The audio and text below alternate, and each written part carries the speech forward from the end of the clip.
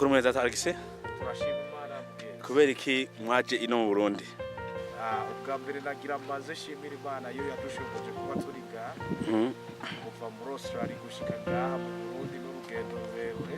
Aha turi Gitega muri komine Nyarusange Sinara, hanyuma turi ku gasozi bita Ibikingi. Nuko tumaze kuza ngaha twarakoze igikorwa cy'Imana kandi habonetse abantu benshi bakiraga kiza. Ndavye nyuma yaho mbona abantu benshi. Mbega bariko bakora ibiki digituma tumye bakora no munsi. Aba ubona ni bene data muri Kristo. Aba ni bamwe mu banyeshengero bishengero Vuzizamba. Ubu igikorwa bariko barakora ni igikorwa cy'ubutaba, bariko barondera kugira bubake urusengero.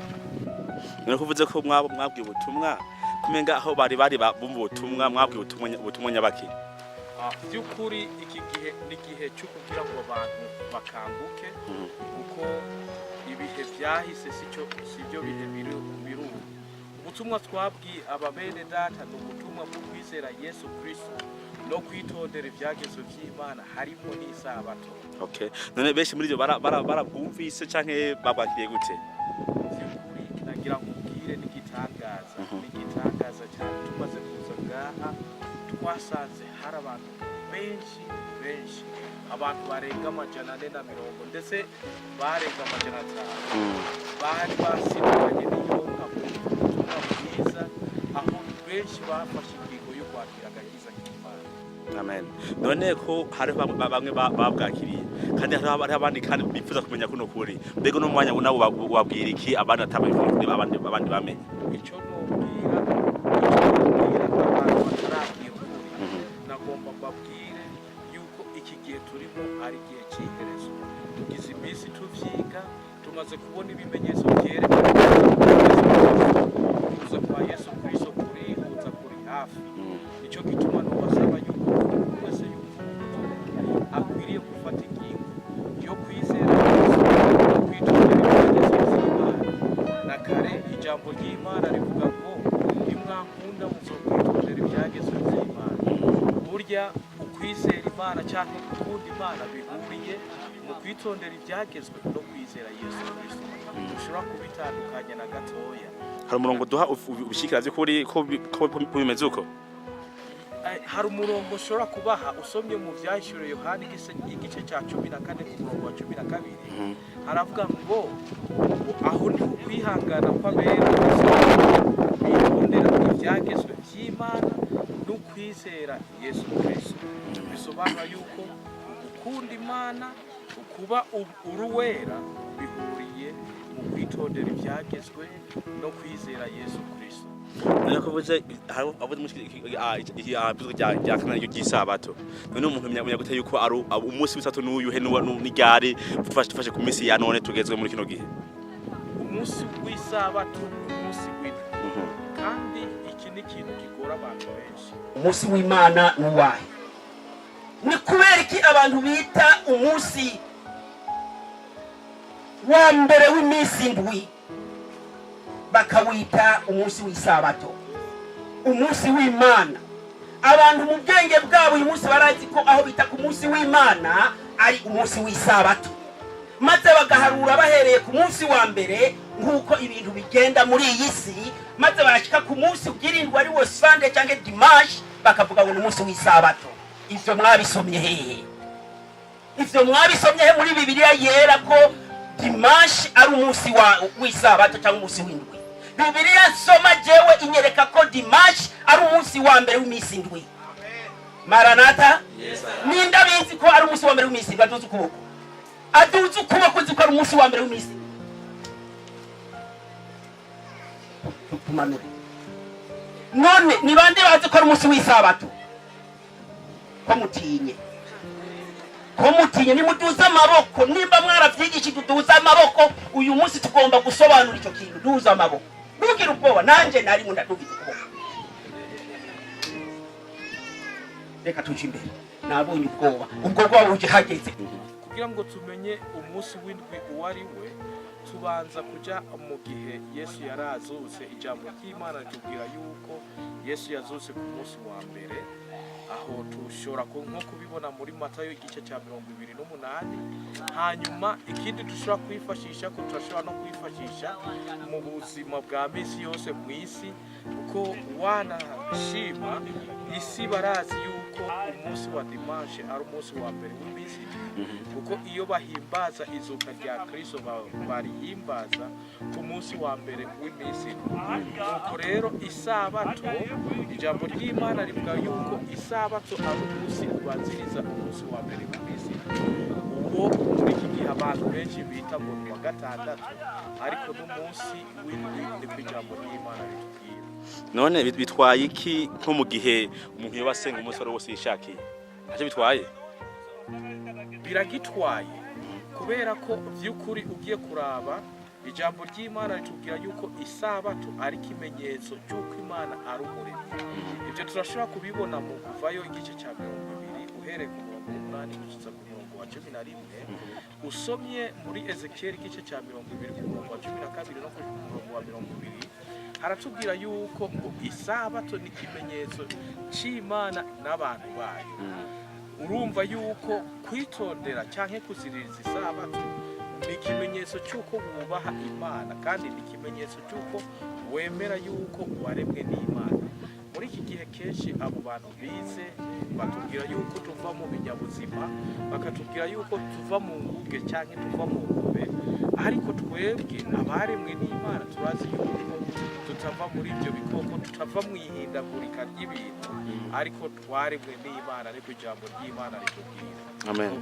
Ubwa mbere twavuze yuko isabato ari ikimenyetso cy'Imana n'abantu bayo, ariko uyu munsi dufise isabato zibiri. Isabato yindi, isabato ya dimanche, ikiba ikimenyetso cy'uwayishizeho. Tukaba tuzi yuko iyi sabato yo ku munsi wa dimanche yahinduwe n'abakatolika, abaroma. Nuko rero iyi sabato ya dimanche ni ikimenyetso cy'intwaro y'ubupapa. Ijambo ry'Imana mu buryo bwa gihanuzi, ubu bwami bw'ubupapa nicyo gikoko kivugwa muri Daniyeli igice cy'indwi, igice cy'indwi uhereye ku murongo w'indwi gushitsa ku murongo w'8. Ni nacyo gikoko kivugwa muri Daniyeli igice cya 13.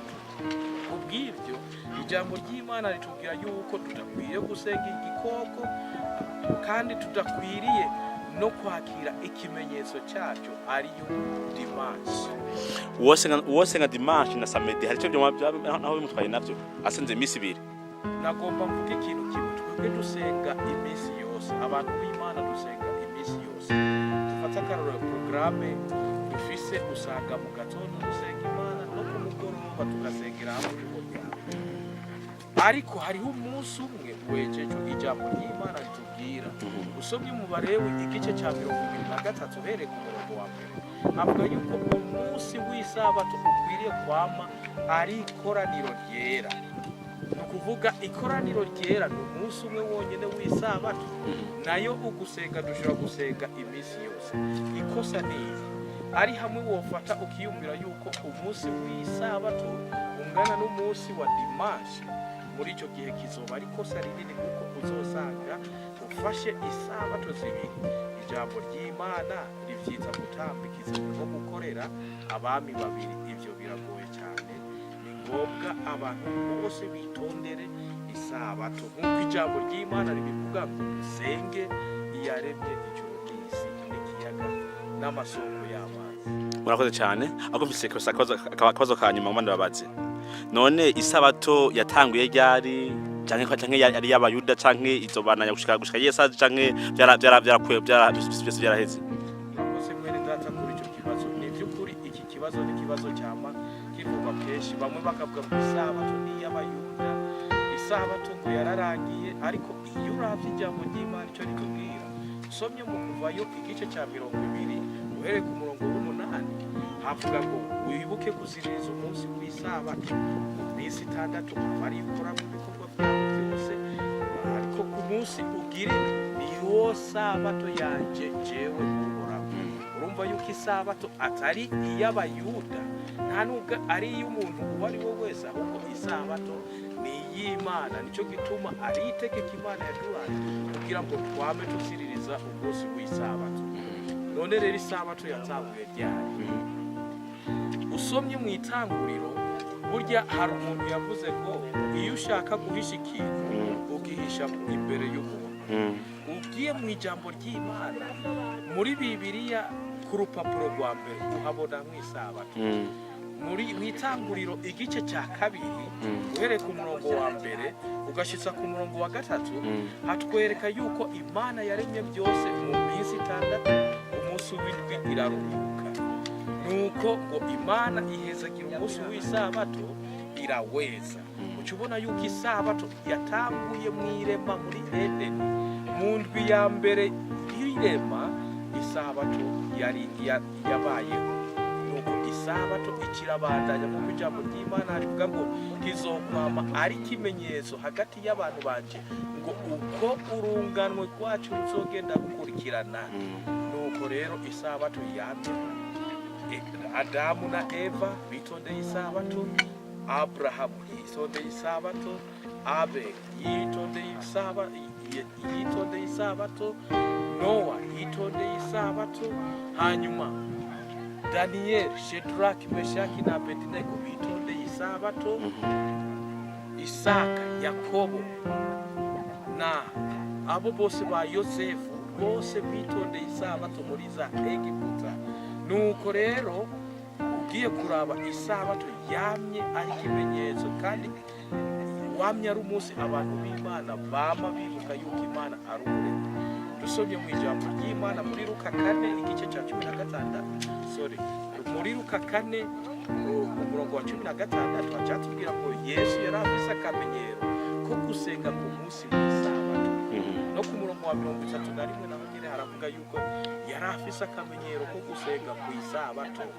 Uko twabibonye kandi ngo na Paulo mu Vyakozwe n'Intumwa igice cya 17 ku murongo wa 2 aratwereka neza yuko Paulo nawe kara kamenyero ka Paulo gusenga ku munsi w'isabato. Si Paulo wenyine intumwa zitondeye isabato. Nuko ijambo ry'Imana rikatubwira ngo no mu gihe cyacu ngo abatazosenga igikoko ni abazoba bitondera ibyagezwe kugoye. None izoherera hanyine mu gihe cyacu nk'izona gushika mu ijuru. Ubajije ikibazo cyiza. Isabato yabayeho isabato yabayeho mu gihe cya Yesu. No mu gihe cyacu ijambo ry'Imana ritubwira yuko abatazosenga igikoko ari abazoba bitondera ibyagezwe bikubiyemo n'isabato. No mu ijuru risha usomye muri Yesaya 66 ku murongo wa 22 ugashitse ku murongo wa 23 atubwira yuko mu ijuru risha n'isi nshasha abantu b'Imana bazokwama basenga Imana ku munsi w'isabato. Murakoze, Imana ihamugire cyane gose. Imana ibahe umugisha. Sawa, bye bye.